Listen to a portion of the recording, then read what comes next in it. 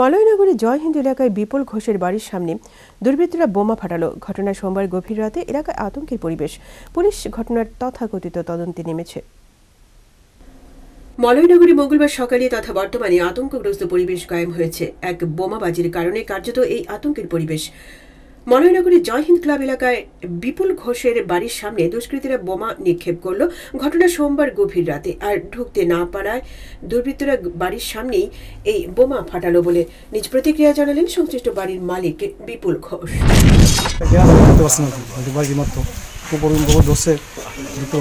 আওয়াজ পাইছি, আওয়াজ এত বড় আওয়াজ যে আমার বাড়ির সামনে আওয়াজ আমি তো বুঝতে পারছি না। ভাবছি আশেপাশে কোন কোনো হয়েছে, আমি দৌড়ে দাঁড়িয়েছি না। সকালবেলা আমি একটা গ্লাস ভাঙছি, আমি শুনতে পাইছি। ভাবছি বালফাটি ডিল দিছে পরে আমরা বালকনি ভাঙে গেছি। সকালবেলা দুর্বল আসে, আমি আবার সুইচ দিয়ে লাইট জ্বলে, কিন্তু এই শব্দটা কানে অত বড় বিকট শব্দ, কিন্তু একটা কাজ করছে লাস্টে শুনতে পাইছি।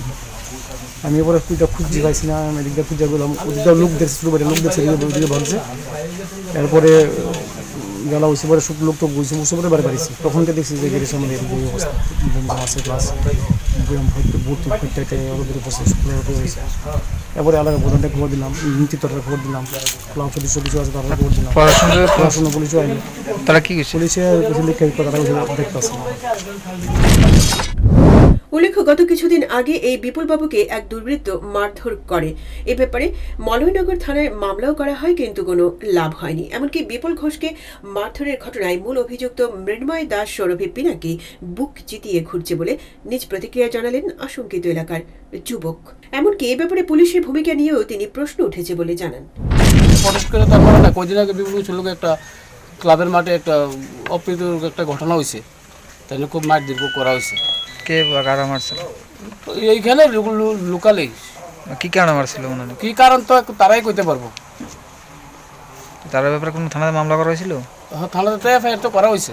কারো অ্যারেস্ট করা হয়েছে না এখন পর্যন্ত? এখন অব্দি তো অ্যারেস্ট হয়েছে বলে আমরা খবর পাচ্ছি না।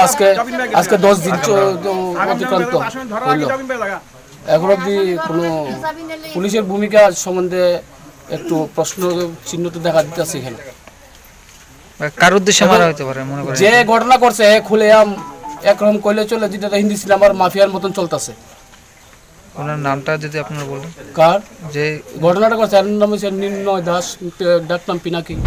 মঙ্গলবার সকালে মলয়নগর থানায় খবর দেওয়া হলে পুলিশ ঘটনাস্থলে এসে তথাকথিত তদন্ত করে ফিরে গেছে। যাই হোক, ঘটনার বর্তমানে গোটা মলয়নগর এলাকায় আতঙ্কের পরিবেশ কায়েম হয়েছে। সাধারণের মধ্যে চাঞ্চল্য। নিজস্ব প্রতিনিধি রিপোর্ট, হাল্লাবোল।